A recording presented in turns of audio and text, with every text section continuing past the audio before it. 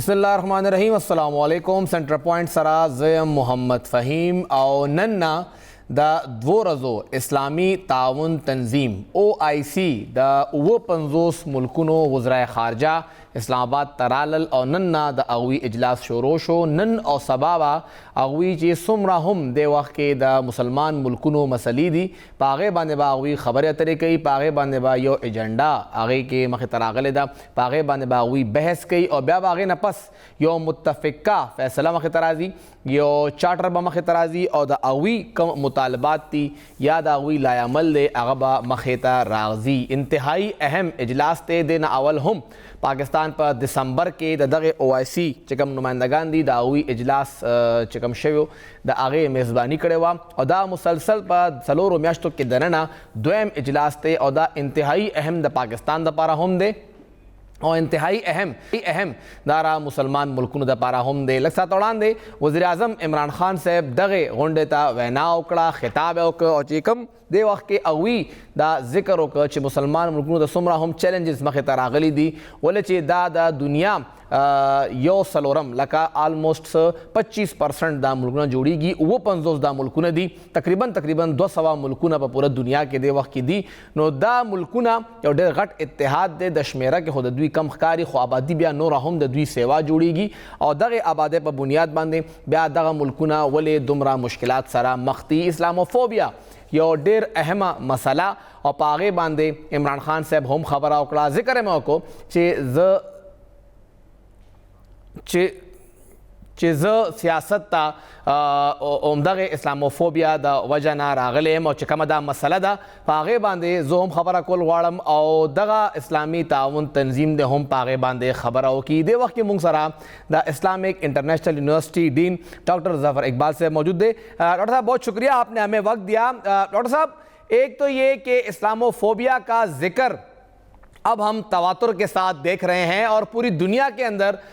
ख़ुसूसन इमरान खान साहब और फिर बाकी ममालिक भी इस हवाले से अब अपना एक नैरेटिव बिल्ड कर रहे हैं कि ये कितना ख़तरनाक है पूरे दुनिया के अमन के लिए। अगर जो हमारे देखने वाले हैं उनके लिए ज़रा सा आप इसका पस मंज़र बयान कर सके। एक तो ये कि ये जो टर्म है, ये इस्तिलाह है, ये क्या नई है या पहले से मौजूद थी, और फिर OIC के इजलास के अंदर इसके ऊपर गुफ्तगू कितनी अहम होगी?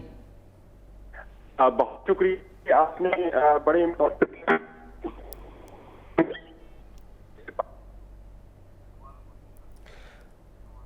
दोबारा मुंग कोशिश कौचे डॉक्टर ज़फ़र इकबाल साहब सरा राबता को द अगवी आवाज़ मुंग तरह क्लियर नाराज़ी लग्या दे और अगवी वाले काफ़ी रिसर्चेस अगवी कड़ी दी द हायर एजुकेशन अगवी सो काल पूरे मुसलसल अगवी ता बेहतरीन मुहक्किक अवार्ड मिलो शवे दे और अगवी एरिया ऑफ रिसर्च होम दगा इस्लामोफोबिया दे आखिर सिंगा दा पूरा दुनिया के मखेता रवान दे दगा इस्लामोफोबिया चकम दे वक्त के दुनिया के यो चैलेंज पतौर मानदे मखेता रवान दे पूरा इस्लामी मुल्कुन द पारा और सिंगा ब्या आगा यो चैलेंज कंट्रोल कोड द पारा और पाकिस्तान से किरदार अदा कुलिशी और इस्लामी मुल्कुना से किरदार अदा कुछ ब्या मुंगसरा डॉक्टर ज़फ़र इकबाल मौजूद है। जी डॉक्टर साहब आपकी आवाज़ कट रही थी, अपनी बात को आप कंटिन्यू कीजिएगा।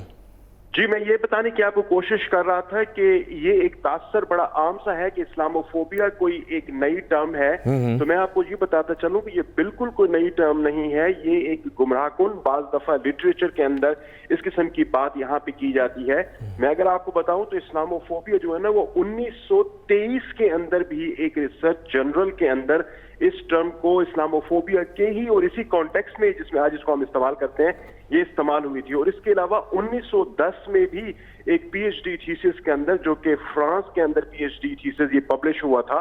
तो वहां पर भी ये टर्म आ चुकी है और यूज हो चुकी है। तो इसका मतलब ये हुआ कि ये 112 साल पुरानी जो है टर्म है, ये तो टर्म है, लेकिन अगर इसको इस्लामोफोबिया एज ए फिनोमिनन देखा जाए यानी तसव्वुर इस्लामोफोबिया का उसको तो उठाएं तो वो तो आपके पास जब इस्लाम ने जन्म लिया है उस वक्त से ही ये मौजूद है। और आप सल्लल्लाहु अलैहि वसल्लम के फौरन बाद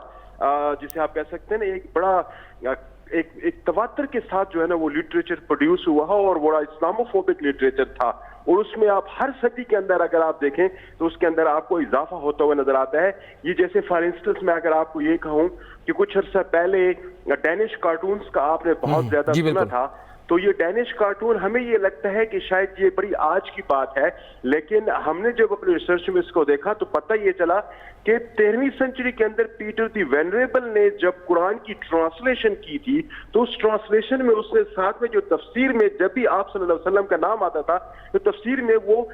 गलत किस्म के खाके जो है ना वो बना दिया करता था। तो ये खाके जिसे आप कह सकते हैं 13वीं सदी में है। फिर 14वीं सदी के अंदर भी आपको नजर आती है, और फिर 15वीं सदी के अंदर पोर्ट्रेट ऐसी बहुत सारी बनी हुई नजर आती हैं जो कि इस वक्त बहुत सारे यूरोपियन कंट्रीज के अंदर वो पोर्ट्रेट्स आपको डिस्प्ले होती हुई भी उनके म्यूजियम्स में नजर आती हैं। तो इस्लामोफोबिया एक बड़ा आर्काइक कॉन्सेप्ट है, ये एक बड़े सदियों से जिसे आप कह सकते हैं, और लिटरेचर जो इस पर प्रोड्यूस हुआ है जिसको हम ये कह सकते हैं कि वही लैंग्वेज और वही लाइन ऑफ आर्गुमेंट जो कि आज से 1000 साल से भी ज्यादा पुरानी है, वो आज के न्यूज़पेपर्स में उसी तरह से इस्तेमाल हो रही है। और बाज ममालिक के अंदर जो लॉज ऐसे बनाए गए हैं, लेजिस्लेशन मुसलमानों के हवाले से हो गई है, उसको भी मैं हिस्टोरिकली कनेक्ट करता हूं कि बहुत पीछे से जो है ना ये इसकी लिंकेजेस हैं। आज जो अभी बेहतरीन काम हुआ है, मैं समझता हूं कि प्राइम मिनिस्टर ऑफ पाकिस्तान इमरान खान को इसका क्रेडिट दिया जाना चाहिए कि वो बड़े तवातर के साथ पिछले 3-4 साल से इस्लामोफोबिया की बात कर रहे हैं।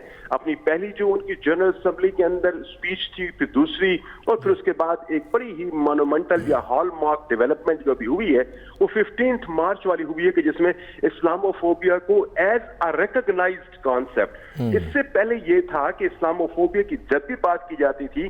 तो वेस्टर्न जिसे आप कह सकते हैं ना वो माइंडसेट उसको रिजेक्ट कर देता था कि ये इस्लामोफोबिया एक्चुअली मुसलमानों के पास एक हथियार है, और उस हथियार की निस्बत से जब भी इस्लाम पे या प्रॉफिट सल्लल्लाहु अलैहि वसल्लम पे या कुरान पे हम कोई लेजिटिमेट क्रिटिक भी पेश करने की कोशिश करते हैं तो ये उसको रिजेक्ट कर देते हैं कि इस्लामोफोबिक कहते हुए। लेकिन आज मैं ये समझता हूं कि इस करारदाद के बाद और इसको यूएन के लेवल पे रिकॉग्नाइज्ड होने के बाद पूरी दुनिया के लिए मैं समझता हूं कि ये एक मैसेज है कि अब इस पे जिसे आप कह सकते हैं ये इस किस्म की फ्रिवुलस किस्म की डिबेट नहीं होगी कि ये कॉन्सेप्ट एग्जिस्ट नहीं करता और मुसलमान खामखा इसको अपने डिफेंस के लिए इस्तेमाल करते हैं। डॉक्टर साहब, आपने जिक्र भी किया कि गुज़िश्ता 4 साल से स्पेशली जब यूएन की जनरल असेंबली थी, इमरान खान साहब अकेले थे, उन्होंने जिक्र किया, फिर वो अकेले नहीं रहे, उन्होंने 7 और साथी इकट्ठे किए, तुर्की की तरफ से ये बात हुई, मलेशिया ने ये बात की, ईरान ने ये बात की, और आहिस्ता आहिस्ता आज ये बात OIC में डिस्कस हो रही है। 57 ममालिक इस बात के ऊपर आगे बढ़े हैं और शायद उस पर इत्तेफाक भी करें और हमें फिर कोई करारदाद यहां भी नजर आए। क्या समझते हैं आज से 10 साल 15 साल के बाद, जिस तरह आज आप कह रहे हैं कि 112 साल के बाद इस टर्म को एज अ रिकॉग्नाइज्ड टर्म माना गया है, तो इस 10-12 साल के बाद जब दोबारा इसका जिक्र आएगा, पाकिस्तान फिर कहां खड़ा होगा तारीख में? पाकिस्तान का किरदार इस टर्म के हवाले से और फिर इसकी रोकथाम के हवाले से कहां पर देखा जाएगा? जी, बड़ी अहम बात आपने कही है। देखिए कि आज से जब कोई तकरीबन 14 साल या 13 साल पहले, जब 2007 के आखिर में करके जब मैंने पहली मर्तबा इस्लामोफोबिया पे काम शुरू किया था, तो पाकिस्तान इस पूरे रीजन के अंदर जिसे आप कह सकते हैं ना कोई इस्लामोफोबिया का नाम तक नहीं जानता था, और उनके लिए एक बड़ी नई टर्मिनोलॉजी थी। और फिर 2008 में हमारे को 3 पेपर्स भी इंटरनेशनल जर्नल्स के अंदर इस हवाले से पब्लिश हुए थे। तो this was all together a new term for the people in Pakistan. लेकिन दुनिया के अंदर इस्लामोफोबिया यकीनन एक बहुत इंपॉर्टेंट फिनोमिना के तौर पर अपीयर हो रहा था, और जिस तरीके से क्योंकि ये इलीट डिस्कोर्स एक्चुअली दुनिया के अंदर ज्यादा सुना जाता है, तो जब पाकिस्तान के प्राइम मिनिस्टर ने इसके हवाले से एक बड़े इंपॉर्टेंट प्लेटफॉर्म पे जाके ये बात की, तो मैं समझता हूं कि इसके बाद फिर एक बड़े दरवाजे ओपन होना शुरू हुए। फिर OIC ने भी इसको रिकॉग्नाइज करना शुरू किया, और OIC की आज से जो साल पहले जो कॉन्फ्रेंस हुई थी उसमें पहली मर्तबा इसको रिकॉग्नाइज किया गया और इसका डे मनाने की बात की गई, और फिर उसके बाद यूएन के अंदर आए। तो मैं समझता हूं कि जब हम अगले कुछ सालों के अंदर जब इसको देखते हैं तो OIC की इस टर्म के या OIC के इजलास के बाद फिर यूएन की तरफ आने के बाद हमें ये लगता है कि अब हम इस्लामोफोबिया को किसी एक जिसे आप कहते हैं कलेक्टिव प्लेटफॉर्म से काउंटर करने की पोजीशन में आ सकेंगे, और definitely on certain legitimate grounds. अब आप थोड़ी देर के लिए इसको इस तरह से तस्वर करें कि जैसे कश्मीर का इशू है, तो कश्मीर में आप देखें कि पूरे के पूरे मुसलमानों को कश्मीर के अंदर एक तरह से कैद करके रखा गया है। तो अगर इससे पहले जो इंटरनेशनल कोर्ट ऑफ जस्टिस है, वहां पर अगर कश्मीर का इशू एक रीजनल इशू या एक जियोग्राफिक इशू के तौर पर नजर आता है या एक आइडियोलॉजिकल इशू की सूरत में नजर आता है, तो अब आप उसके अंदर एक और कलर ऐड हो गया है। एक्चुअली उन्होंने मुसलमानों को भी जेनोसाइड जिसे आप कह सकते हैं वहां वहां पे शुरू कर दिया है। तो आपके पास अभी इस डिक्लेरेशन के बाद मैं समझता हूं कि एक और लाइन आ गई है और उस पे भी जाके आप इंटरनेशनल कोर्ट ऑफ जस्टिस में विद अ डिफरेंट लेंस जिसे आप कह सकते हैं, विद अ डिफरेंट कलर, एक और केस भी जिसे आप कह सकते हैं आप फाइल कर सकते हैं। फिर एक और बात जिसको मैं मुसलसल कहता आ रहा हूं और यकीनन इस ओआईसी के प्लेटफॉर्म पे इस पर ज्यादा डिस्कशंस होनी चाहिए थी कि जिस तरीके से मुसलमान इस वक्त more than 16% of total Indian population है, इंडिया को मैं समझता हूं कि एक एपिसेंटर ऑफ इस्लामोफोबिया बन गया है। तो वहां पर ये हमारे जो अरब वर्ल्ड है उनको मेरे ख्याल के मुताबिक इस पे हमें सपोर्ट करना चाहिए और उन मुसलमानों को अपना कलमा को भाई समझते हुए इंडिया को बड़ा क्लियर मैसेज देना चाहिए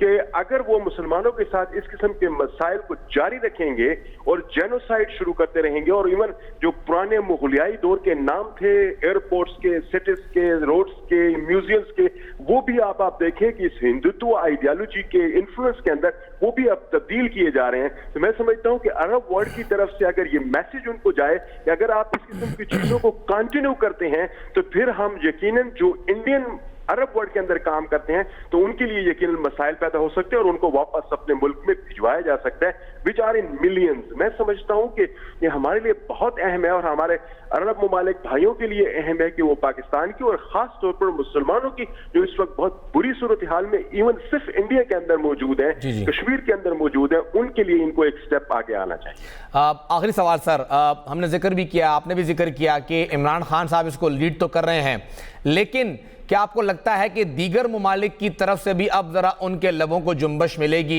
आपने जिक्र भी कर लिया अरब लीग के हवाले से, क्या वहां से भी इम्कान है या कोशिश है कि वो भी कम से कम कुछ अल्फाज ही सही लेकिन इस बारे में कह दें? ये मैं समझता हूं कि फहीम साहब दिस इज वेरी इंपॉर्टेंट और मैं बड़े बबांग के ताल ये अल्फाज जो है ना यहाँ पे देने की कोशिश करूंगा,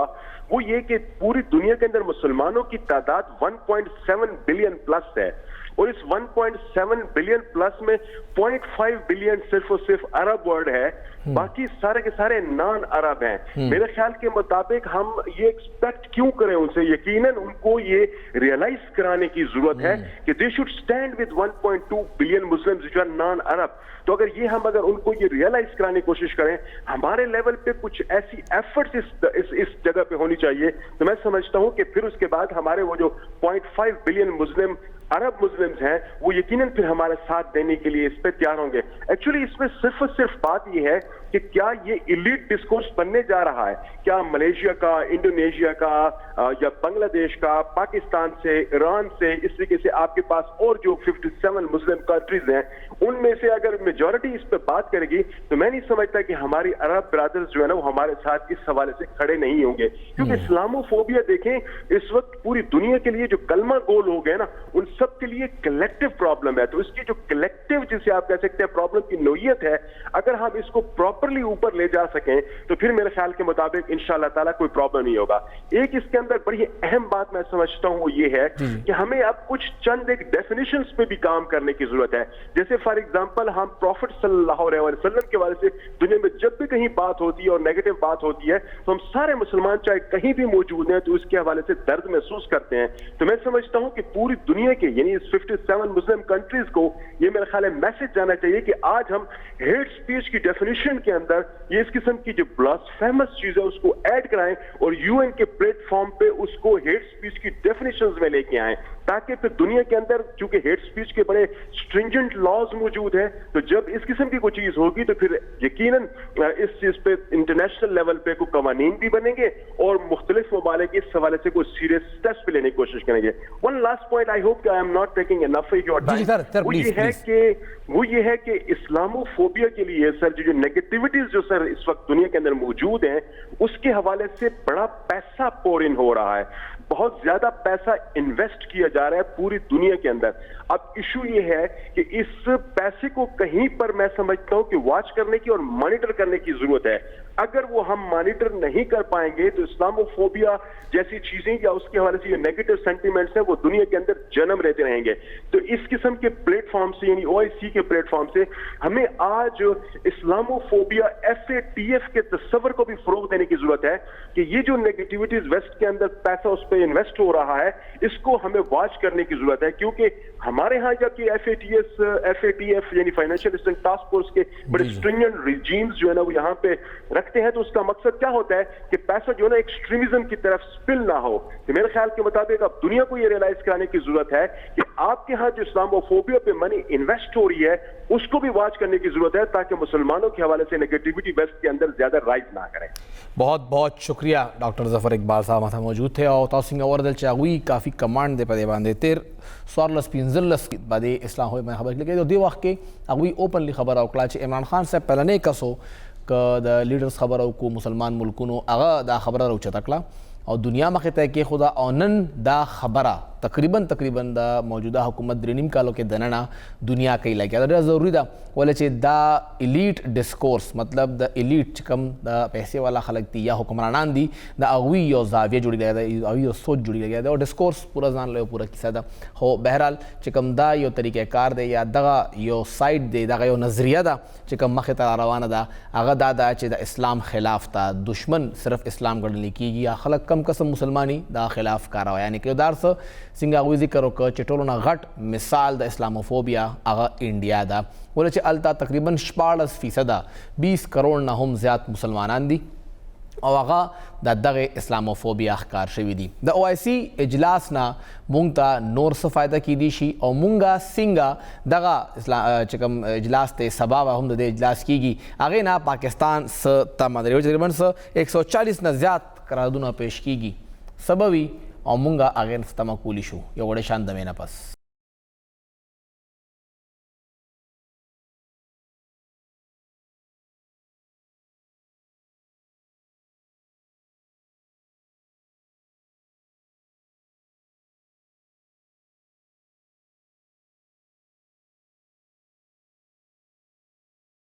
ताज़ा प्रोग्राम के अदल ब्याह हर कले वायु मुंग खबर कौ लग्या यू द OIC वज़राए खारजा कॉन्फ्रेंस हवाले सराचे पाकिस्तान दगे कॉन्फ्रेंस ना स गटा तरला सकोलिशी सिर्फ दा दोरजे यो इजलास ते या ना दगा वो 50 मुल्कुनो मेहमान नवाजी कोल अगवी खपल मल्क ता रावस्तल और अगवी दगा दोरजल ता नास्ता हम स दुनिया ता पैगाम वरकोलिशी और पैगाम द पाकिस्तान यो बैनुल अक़वामी इमेज पाकिस्तान बैनुल अक़वामी तासुर और दुनिया के यो पुरअमन पाकिस्तान द पारा सुमरा मुहिम दे देवा के मुंगसरा डॉक्टर फरसा साहब मौजूद दे डॉक्टर शुक्रिया तासुमला टाइम लाकर डॉक्टर साहब सिंह चमा जिक्र चे पाकिस्तान दुनिया के यो तासुर और दगा वो 50 मुल्कुना पाकिस्तान ता पसलोर म्याश्तो के पदमा पेरा दिसंबर के मरागलियू और उस ब्याराल सुमरा मुहिम दे द पाकिस्तान यो मुस्बत तासुर पूरी दुनिया ता खोड़ द पारा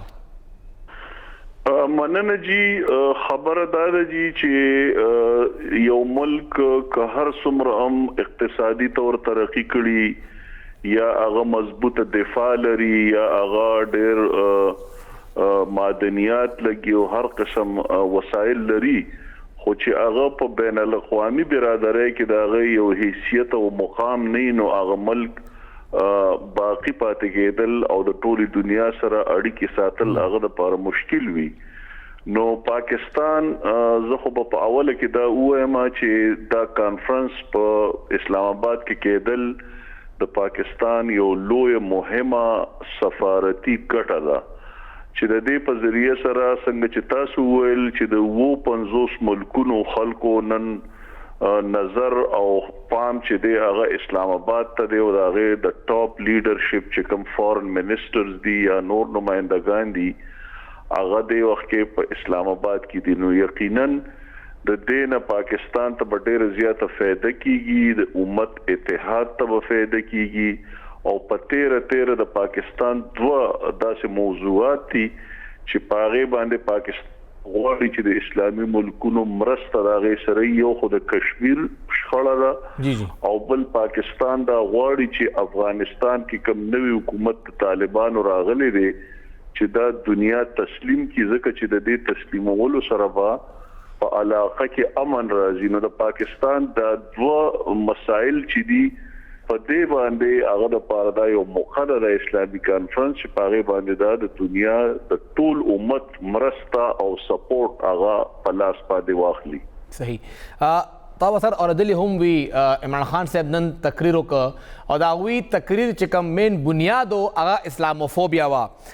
نن نا سلور کاله اول تقریبا 3.5 کاله اول چې کله یو ان جنرال اسمبلی کې خان صاحب تقریر کو نو غالبا پہلا ځلو چې د یو ملک سربراه دغه اصطلاح استعمالوله او دنیا مخې ته راوړه نن هغه اصطلاح OIC تراله او په هغې حوالې سره به قرارداد هم پیش کیږي څه به وایې د دنیا مسلمانان او خصوصا د کشمیر او چې څومره هم په انډیا کې آباد دي دې وخت کې تقریبا 20 کروڑ نه زیات مسلمانان دي د هغوی دپاره دغه یو اسلاموفوبیا قرارداد یا دغه ټرم بیا دنیا لیول باندې راوستل دا به څومره مهم وي ګوره جی که تاسو ماته اجازه راکې نو د اوریدونکو د پوهې لپاره به زه دا وایم چې اسلاموفوبیا مطلب د اسلام نه د یری او سیزو یو بلا چې کوم مغرب جوړه کړې ده جی جی او دنیا ته دا ښیي چې ګنې مسلمانان د دهشت او د ترهګرۍ علامت دی نو فوبیا اصل کې هغه بیماری ته وي چې د هغې دغه نه وي د هغې په شا باندې حقیقت نه وي بس یو وهم دی نو دا د مغرب او د هندوستان او د يهوديانو یو وهم خور کړي په دنیا کې چې ګنې ترهګری د مسلمانانو سره خاص تا نو ځکه دې ته فوبیا ویل شي او یقینا موږ زما دا خبر وکما چې په پاکستان کې دننه کومه هر څومره سیاسي اختلافات لرو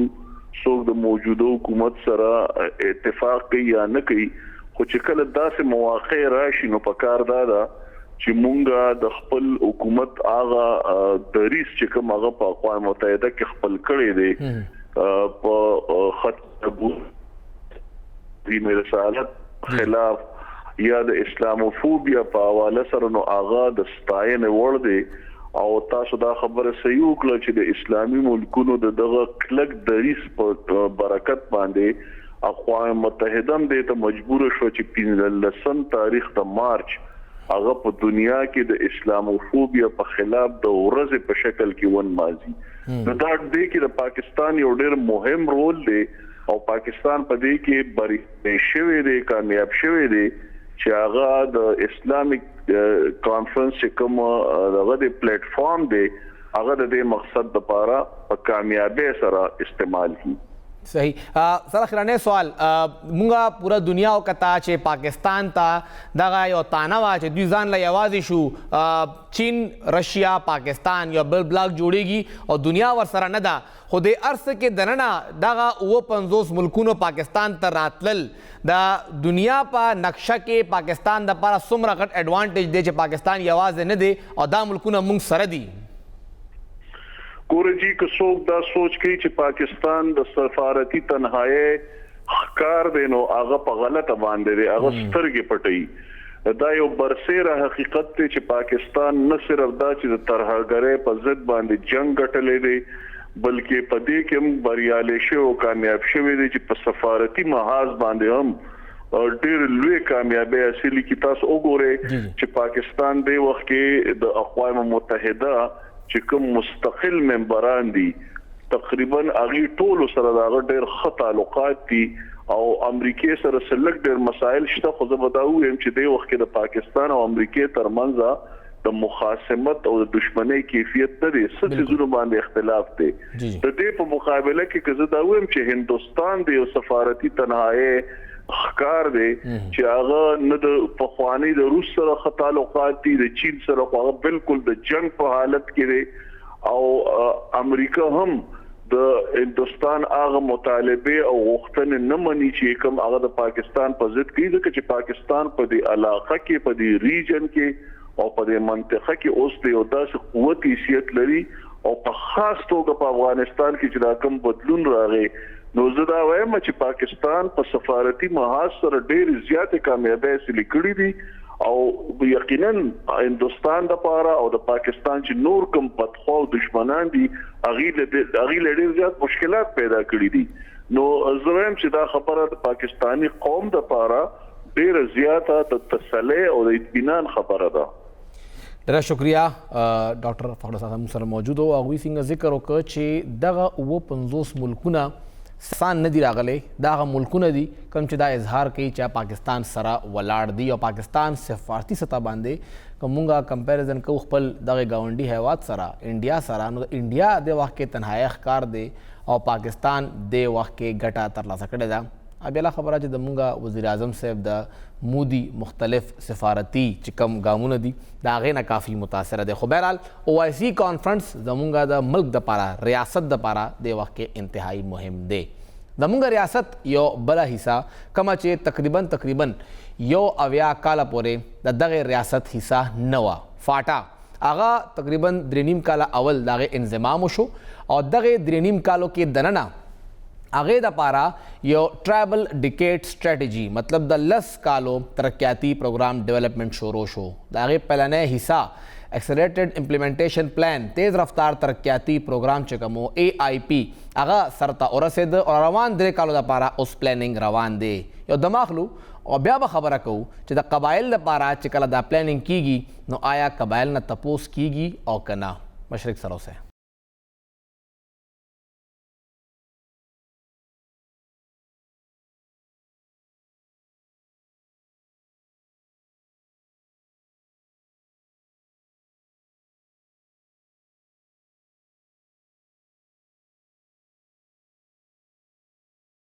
تاسو ته پروګرام کې یو ځل بیا هرکلی وایو او د مې ناول مونږ خبره وکړه چې قبایل کې د TDS ټرایبل ډیکیډ سټریټجي خبره کیږي خبرې غټې غټې کیږي یو وی 100 ارب روپے به هر کال لګي بل وی نه دا به 3% د قابل تقسیم محاصل وي کم چې 10 کالو کې 1300 ارب روپے نه هم زیاته جوړیږي خو دا خبرې یو سایډ ته دا پیسې خو به راځي لګې رالی که ډېرې رالی 100 ارب راشي او که 500 ارب راشي خو دا پیسې لګي څنګه لګی به څوک او د چا د پاره به لګی آیا دغه پیسې لګېدو کې د قبایل هم څه خوښه شته یا صرف حکومت پلانینګ وکړي یو څو خلک کینی او بیا هغه هر څه کیږي که خلک غواړي او که نه غواړي هلته کې پیسې لګي په دې به خبره کوو ولې چې دغه قبایل دپاره 3 کاله د دغې 10 کالن پروګرام 3 کاله سرته رسي لګیا دي او چې کله AIP1 لکه ایکسلریټډ امپلیمنټیشن پلان سرته ورسي نو بیا به مخکینی 3 کالو دپاره منصوبه‌بندي کیږي او هغې دپاره د خیبر پښتونخوا ته خیبر پښتونخوا حکومت ته د اقوام متحده یو ذیلي اداره UNDP د هغوی زم اضلاع یو سپیشل پروجیکټ دی چې هغوی هلته هغوی دپاره یو سټډي وکړه چې دا قبایل غواړي څه هغوی دغه سټډي کې قبایل هم کینول چې تاسو څه غواړئ او بیا هغوی ته هغه ډپارټمنټ چې کوم دی وخت کې سرکار محکمې دي هغوی هم کینول چې تاسو کله پلانینګ کوئ نو دغه قبایل چې کومه مطالبه کوي لږه ځان ته هغه هم مخامخ کیږدی طریقہ کار سو او د 13 کالو څه ایکسپیرینس اوسه پورې مونږ ته ملاو دی په دې به خبره کوو دې وخت کې مونږ سره سټوډیو کې طاهر عظیم صاحب موجود دی کوم چې ډیولپمنټ سیکټر سپیشلیسټ دی او د دغه پروګرام په خپله حصہ هم دی طاهر صاحب شکریہ تاسو راغلئ او موږ له ټایم راکړه ډېره مننه ډیولپمنټ تاسو ذکر وکړو تاسو په خپله د سپیشلیسټ هم یې خو ډیولپمنټ د خلکو په خوښه چې کیږي هغه ډیولپمنټ وي لکه ډیولپمنټ سپورټ کمیونیکیشن او ډیولپمنټ کمیونیکیشن کې هم فرق دی سر دا راته ووایه چې دغه قبایل تاسو لاړئ د قبایل ټولو ضلعو کې تاسو وزټ وکړه قبایل سره ملاو شوی خلکو راته څه ووایي خلکو غوښتنه څه وه او د 13 کالو خلکو ګیلې وکړې او که څه ګزاره وه ستاسو ډېره مننه ما خوشقسمتي وه چې 3 کاله مخکې هم چې دا پروګرام شروع کېده نو دې کې زه شامل وم او دې کې کم تجاویز جوړ شوي وو کم پروګرامونه جوړ شوي وو هغې کې هم زما څه برخه وه نو ما ته ذاتي طور باندې حکومت ته مجموعي طور باندې د دې مشاورتي اجلاس نه ډېره فایده وشوه چې موږ کم منصوبې شروع کړې وې کم زموږ پروګرامونه د هغې خلکو ته څه فایده ورسېده او هغې پروګرامونو کې څه تبدیلي موږ راوستې نور خواله به څنګه کېږي لکه هر یو شی به پرفیکټ نه وي او انټرسټینګلی خبره لکه دلچسپۍ خبره پکې دا وه چې خلک اوس لکه ماشاءالله مخکې هم ډېر پوه یو خو اوس د هغې تجربات نور هم زیات شو شاید د دې یو وجه دا هم وه چې بدامني دور کې زیاتر ښاریو ته راغله نور ځایونه وکتل لږ مازغه کولو شو لږ مازغه کولو شو نو مطلب چې هغې سره د هغې ویژن د هغې سوچ هم لږ بدل شو خو لکه دا خو نشي کېدی که چې اوس وزیرستان کې د حیات آباد غونته کې فیسلټي وغواړي نه ما مقصد دا و چې اوس فار ایگزامپل غواړي خو به غواړي ړه به کېږي ړه به کېږي چې هلته ګیس شته هلته ولې ګیس نشته بالکل لکه اوس غواړي یونیورسټي غواړي صحیح टेक्निकल मेडिकल यूनिवर्सिटी वाड़ी प्राइमरी स्कूल न वाड़ी दा जा चेंज रहा दा सोच के फ़र्क रहा वो कता सो कतरी 13 के वज़ीर आला साहब चेन बाजोड़ के दा यूनिवर्सिटी जी बिल्कुल जी बिल्कुल ओ दे न दुर दे मखे दा बाजोड़ के मंग इजलास करो उम्दा मुतालबा व खलको जे मंगला बाजोड़ के यूनिवर्सिटी आके मावन तरालू आ या यूनिवर्सिटी ना कैंपस राके सर राके सही नो दा सोच के चेंज रहा लो चे उस प्राइमरी स्कूल हो ठीक दे हो ची यूनिवर्सिटी नहीं नो मुया मंग डेर मखे नो सुतले जब यो लेवल पोरे पातिश नो यो हो मंग ता दा डेर फायदा लका तालीम साइड ता कबाइल जिसुमरा वो जिल्ली दी और शपग जिकम साबिका एफआरजू अगवी के दन रास्ता सुना टोल नगाटा बताया यूनिवर्सिटी शेवे क्या यूनिवर्सिटी राके या मुक्ता कैंपस को कैंपस राके सही बलागाटा मुतालबा नो दे मागी छे नो अमन बारा केड़े दागी लका कंसर्न दागे डे दागो चेरा अमन चे नहीं नो तरक्की नशी के नो अमन बारा के ओ ज लग हैरान हम शमा यो खस वहाँ तो गोंडा क्यों वेला चे मंगदा थाने जोड़े के मां या थाने को सेटल एरिया के सोक न वाड़ी नो मीन द मतलब है चे लका आई वाड़ी चे कम उस तरीकाकार नोर सुबह के दे आगा तरीकाकार था जमंगा इंतजाम हम उसी आई के थाने दी कचहरे दी नो दा हम दा आई डिमांड हो दिन अलावा चे नो दागी घट डिमांड चे नो आगा दाओ चे पस्कुलुन के दस्तादा नो हाजिरी आरता पूरा के दागी तादाद पूरा के दे सरा सरा चिकम मेडिकल इंस्टीट्यूशन दे दाए के डॉक्टरान और दागे चिकम नर्सिंग पैरामेडिक स्टाफ दे आरता कम दी आ पूरा के वर्षा चिकम दागे दवाया ने और नोर चिकम दागे सामान ने दागे बारह के खबर उशवा डिमांड उशवा दाई मुतालबा तू दा लामत हो दे राणा के रखा गवर्नमेंट उसका फैसला कराओ पदे बने अमल दरामा शुरू हुआ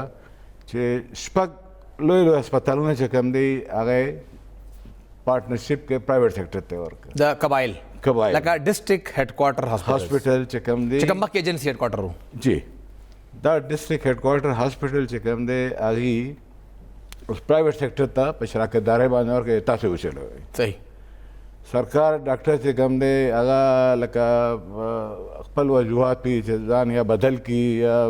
ड्यूटी न की सिस्टम लग कमज़ोर है नो दा प्राइवेट सेक्टर पे चली और दे बंद आई खुशहाल थी और पदे लगा के बिया नूर चकम इजलाऊ आई में चेहरा बाजोड़ के चकम कार से यहाँ माता मुका सही यो बल तक गोरी कर खार वाला चुको तो ना वगे वाला वही चेहरा माला मुका दागे इंतज़ाम खशो दागे आई पहचान थे दास बता हम प्राइवेट सेक्टर ताहिर से दा तो मुतालबा खबर कावे लगे है खो द कबाइल गिलेम डर जाती थी चमुंगा धीरे धीरे निम कारोना दम इंतजाम शवे दे चिकम तासो पहलने एआईपी सर तरसी लगे आदे दागे बारह के दाखल को सो ठीक ता गिले बवी खकार बहुम शेवी हो अगवी कम जे कि दावे चेरा दलता जमुंगा रोड पकारो मुंग रोड न दे जोड़ या दलता मुंग स्कूल पकारो तासो मुंग टीचर न राकावे स्कूल जोड़ा वे लका अगवी पत्तेर दिरो कालो बारह के सवे ना ओकड़ा नो यकीनन दे के मिक्स दागे तासरातु दागे लखा इत्मीनानम कारुना शरीम दी वो कारुना स्लो दी दा गिलावा दागे जे कारुना स्लो दी फंड चराशी नो कार बसर तरसी फंड सागा से फंड में इलावा हम लखा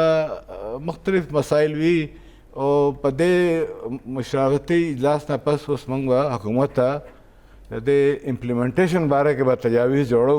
कि दा संगा तेज नेक्स्ट 3 इयर्स दपारा AIP2 AIP2 के चके इम्प्लीमेंटेशन स्लो नहीं बल्कि तेज़ ही जो सोना फंड मिलावी या हज़ार उलेगी नो दा तजावीज़ बम उस मंग हुकूमत था जोड़ो ताओ सर जिक्र करो तासो वो कबायली ज़िलों के औशपग FR के तासो लाड़ है जी खल्को सरा मिला हुआ जी जी दगे ज़िलों के जनाना हम भी आई सरम स मुशावरत शवे दे ज़िले सतह बाने खोना दे शवे खुदाई लबारा जान ला मंग पेशावर यूनिवर्सिटी के चकम दे ख्वास स्टूडेंट्स थी ज़ाती तौर पर ख्वाह के नवाल लोग चुका ज़राना सेशन नो खुबारा यूनिवर्सिटी के दास सेशन चयो चे आई के कबायली से में ना कम फीमेल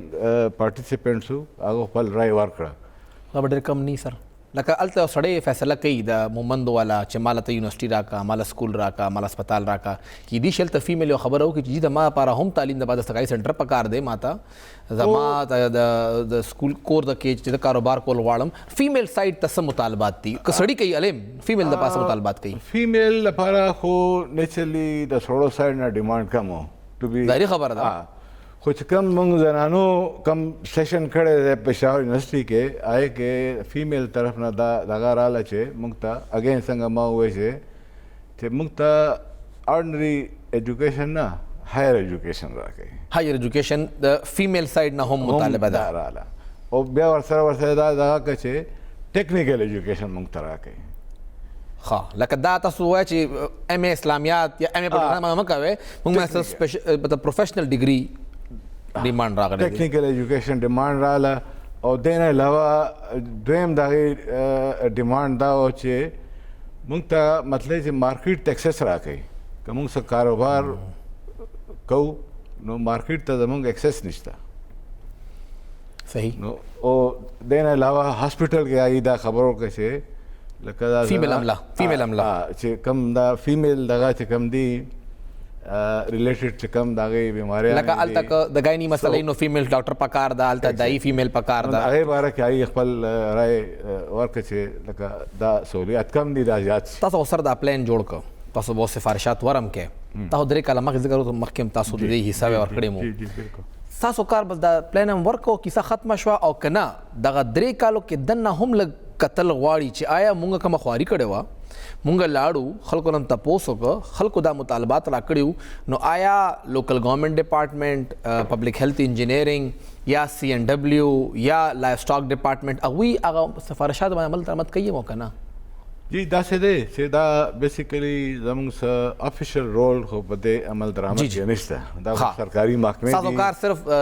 د مشاورت او د خلکو په مخې ته راوړل زه لږ وضاحت کوم خو بهرحال چونکې موږ ګورنمنټ